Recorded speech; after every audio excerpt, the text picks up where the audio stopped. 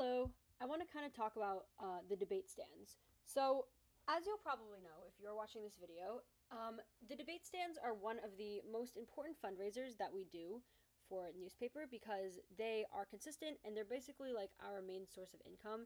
We use them for going on trips, for printing, whatever we need. The money from the debate stand usually is like the main thing that helps us get covered. So, anyway, I kind of want to talk about like the things that you need to do when it's debate stand time. So first of all, every month there's an MAST, middle school after school tournament, or as I like to call them, miniature ASTs. Anyway, so the first thing you would do is I would say like just ask Falk like every month, like, oh yeah, when's the next MAST, or just ask her at like the beginning of the year to give you all of them. Put them on your calendar, but know they're coming up. If you are an editor, you will be taking off that day from like work or whatever you're doing. You have to work at least one shift. If you're in charge of it, you should probably work the whole thing at least like a couple times until everyone gets used to it, and then eventually like, oh, they know how this goes, so you can kind of like let them do their own thing. But like for the first like two or three, like I would say try to work the entire thing. Things that need to be done, basically make sure Dr. Abraham is ordering pizza, and make sure that's not your responsibility, in which case you would have to call them and order the pizza. But Abraham usually orders pizza. A few years ago we did Chick-fil-A, in which case that was my responsibility to email them and communicate with them that way.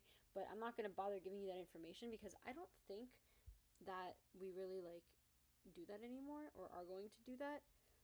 But yeah, so that is important. You also have to see like if Falk wants you to order Krispy Kreme or stuff from Big Cheese, which by the way, Big Cheese are a candy provider. I have the phone numbers of both.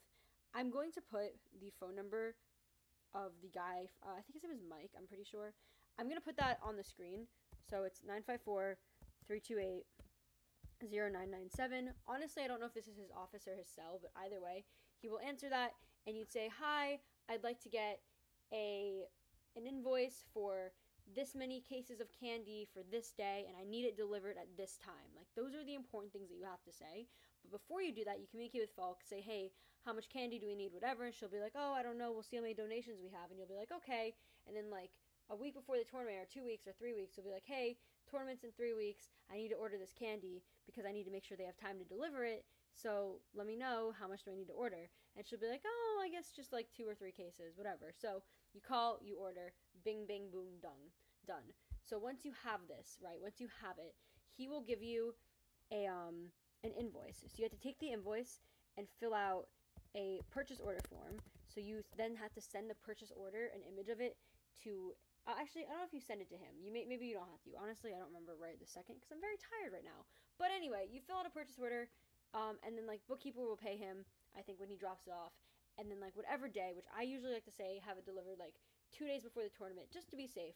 So 2 days before, you're gonna have it delivered, and you pick it up in the front office and bring it up and whatever. As far as Krispy Kreme goes, I'm not going to put her phone number on the screen because it's like her cell phone number, and I feel like that's kind of wrong to post her number on YouTube. This one, it was okay because it's like his work number, but like this is her personal cell phone number. So if you need it, ask me.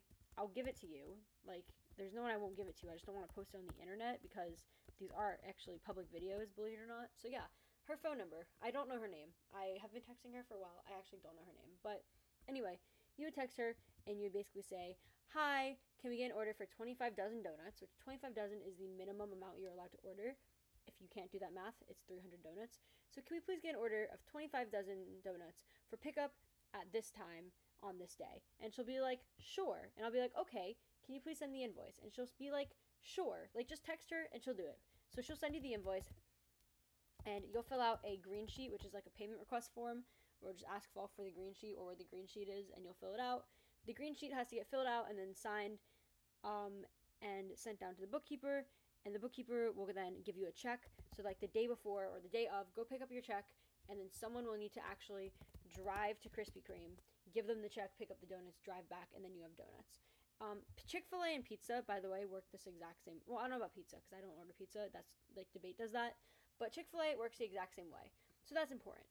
Also, before the tournament, usually like basically there's like 3 days of debate tournament shenanigans. The day before, you are doing inventory. You're accounting everything. I don't have access to the spreadsheet, or maybe I do. I don't know. Falk has the spreadsheet. Maybe I have access to it. Maybe it's on the Eagle Eye Gmail. Honestly, I've never looked because she always does it. But just plan on that day. Like, if you have study hall that day, the day before the debate tournament, plan to have to go to her room. You have to count everything.